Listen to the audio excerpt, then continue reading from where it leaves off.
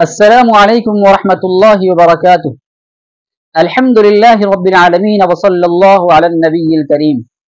नाज़रीन गिरामी, ये कमरी साल का आखिरी महीना चल रहा है।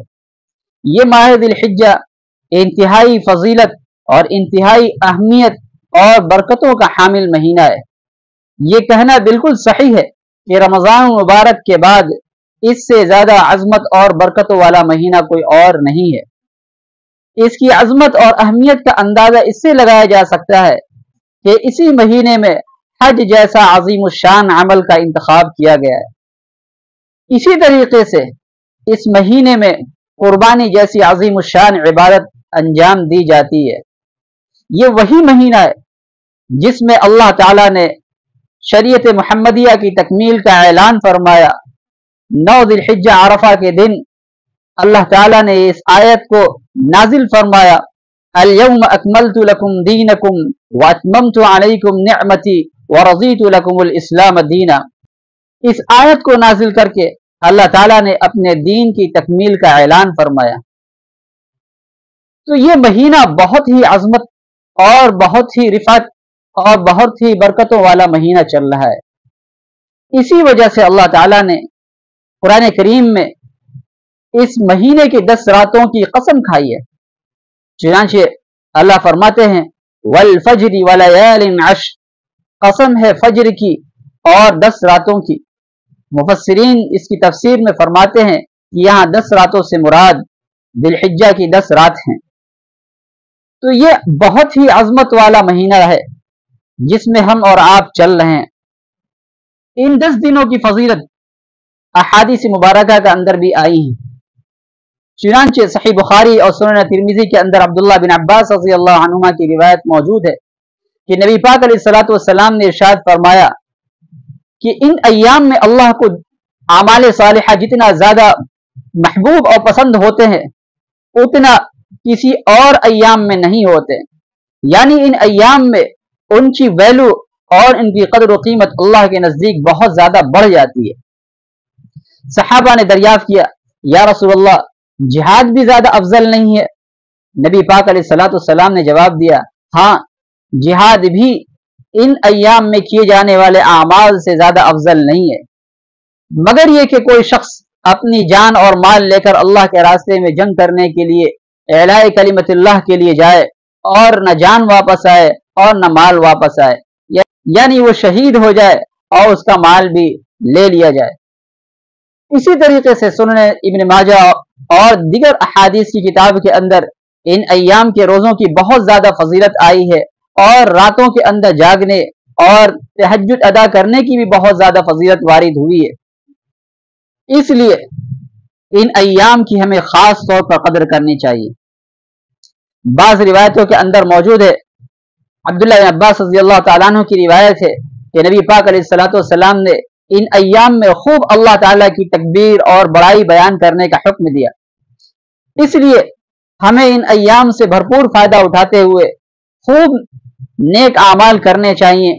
खास तौर पर अल्लाह की अजमत और अल्लाह की बड़ाई खूब बयान करनी चाहिए और जितना ज्यादा से ज्यादा हो सके सदक़ात और रोजों का एहतमाम होना चाहिए।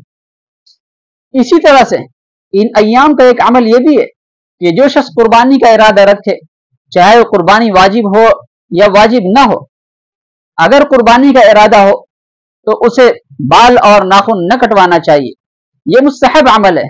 चुनांचे हदीस के अंदर भी आता है कि आप अलैहिस्सलातु वस्सलाम ने इरशाद फरमाया, जो शख्स कुर्बानी का इरादा रखे उसे बाल और नाखून न कटवाना चाहिए। तो ये मुस्तहब अमल है, लेकिन ये मलहूज होना चाहिए कि अगर मुँह ज़ेर नाफ और मुँह बगल काटे हुए 40 दिन गुजर गए हों तो फिर इन अय्याम के अंदर काटना जरूरी होगा। इसलिए कि 40 दिन या उससे ज्यादा रखना मकरूह तहरीमी है, तो मुस्तहब पर अमल करने के लिए मकरूह तहरीमी का इर्तिकाब नहीं किया जाएगा। इन अय्याम का एक अमल ये भी है कि जब अरफा का दिन हो यानी 9 दिलहिज्जा हो तो उस दिन रोजा रखा जाए। चुनांचे बहुत सी रिवायात के अंदर इस दिन के रोजे की फजीलत वारिद है। सही मुस्लिम की एक रिवायत है कि आप अलैहिस्सलातु वस्सलाम ने इरशाद फरमाया, کہ مجھے امید ہے کہ اللہ تعالیٰ اس روزے کی برکت سے اگلے اور پچھلے 2 سال کے گناہ معاف کر دیں گے، اس لیے ہمیں اس دن کے روزے کا خاص اہتمام کرنا چاہیے۔ ان ایام کا ایک عمل یہ بھی ہے کہ جب 9 ذی الحجہ آئے تو صبح کی نماز سے 13 تاریخ کی عصر کی نماز تک ہر فرض نماز کے بعد بلند آواز سے تکبیر تشریق کہی جائے، اللہ اکبر لا الہ الا اللہ واللہ اکبر وللہ الحمد۔ یہ ہر مرد عورت، شہری ہو دیہاتی ہو، مقیم ہو مسافر ہو، تنہا پڑھ رہا ہو یا باجماعت نماز پڑھ رہا ہو، حتیٰ کہ قضا کرنے والے کے اوپر بھی واجب ہے۔ مرد بلند آواز سے کہیں اور عورتیں آہستہ آواز سے کہیں۔ ان ایام کا ایک عمل قربانی بھی ہے۔ بالحقیقت یہ مہینہ قربانی کے نام سے ہی جانا جاتا ہے۔ 10، 11، 12 کو قربانی کی جاتی ہے۔ قربانی انسان کے فطری جذبات کو تسکین دینے کا ایک بہت بڑا ذریعہ ہے۔ ہر انسان کا یہ فطری جذبہ ہوتا ہے کہ اپنے معبود کے نام نذر و نیاز پیش کرے، اس کے نام کی قربانی پیش کرے، اس کو خوش کرنے کے لیے قیمتی سے قیمتی اور اعلیٰ سے اعلیٰ چیز کو قربان کرے۔ اسی وجہ سے شروع زمانے سے اور انسانوں کی ابتدائی دور سے قربانی مشروع ہے۔ چنانچہ اللہ تعالیٰ نے سورۃ الحج کے اندر ارشاد فرمایا، اعوذ باللہ من الشیطان الرجیم بسم اللہ الرحمن الرحیم وَلِكُلِّ أُمَّةٍ جَعَلْنَا مَنسَكًا لِيَذْكُرُوا اسْمَ اللَّهِ عَلَى مَا رَزَقَهُم مِّن بَهِيمَةِ الْأَنْعَامِ، کہ ہر امت کے لیے ہم نے قربانی کے طور طریقے مقرر کر دیے، لِيَذْكُرُوا اسْمَ اللَّهِ، تاکہ وہ اللہ کا نام لے، عَلَى مَا رَزَقَهُم مِّن بَهِيمَةِ الْأَنْعَامِ، ان چوپاؤں پر جو اللہ نے ان کو عطا فرمایا ہے۔ اس سے معلوم ہوتا ہے کہ ہر شریعت کے اندر قربانی اور قربانی کا طریقہ مشروع رہا ہے۔ حضرت آدم علیہ السلام کے 2 بیٹے قابیل اور حابیل نے بھی قربانی دی، جس کا تذکرہ اللہ تعالیٰ نے سورۃ المائدہ کے اندر کیا، اذ قربا قربانا فتقبل من احدهما ولم يتقبل من الاخر۔ تو قربانی کا تصور اور کانسیپٹ شروع سے ہی چلا آ رہا ہے۔ البتہ دیگر مذاہب کی قربانی اور شریعت محمدیہ کی قربانی کے درمیان چند چیزوں میں فرق رہا ہے۔ ایک فرق یہ ہے کہ ماقبل کے مذاہب میں قربانی کے لیے جانور متعین نہیں تھے، بلکہ جو بھی عمدہ چیز ہو اس کو وہ لوگ پہاڑوں پر، ٹیلوں پر، بلند جگہوں پر پیش کر دیتے، رکھ دیتے۔ اگر آسمان سے آگ آ جاتی اور اسے جلا کر خاکستر کر دیتی یہ قبولیت سمجھی جاتی، اور اگر آگ نے نہیں جلایا تو یہ مردود ہونے کی دلیل سمجھی جاتی۔ اسی طریقے سے ایک دوسرا فرق یہ تھا کہ اس زمانے میں قربانی کو کھایا نہیں جاتا تھا۔ ایک تیسرا فرق یہ کہ قربانی کے لیے کوئی خاص وقت مقرر نہیں تھا، اور چوتھا فرق یہ ہے جو در حقیقت دین سماوی سے منحرف ادیان کے اندر پایا جاتا تھا کہ وہ لوگ غیر اللہ کے نام پر ذبح کرتے تھے۔